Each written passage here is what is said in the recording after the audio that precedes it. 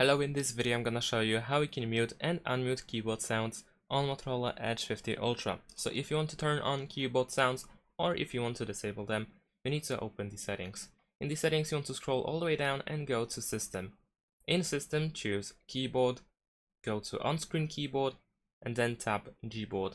This is the default keyboard that we use. Of course, if you use a different one, then you might select a different one and find the corresponding settings. However, most likely use Gboard.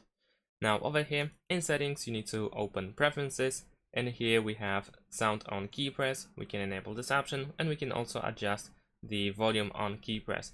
We can set it to match the system sound or the system volume, and of course you can also move the slider in order to set your own individual volume.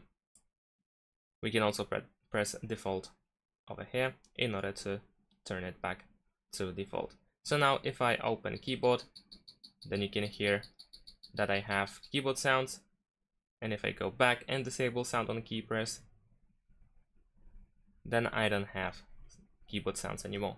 Thanks for watching, leave a like and subscribe to my channel, and see you in my next videos. Bye.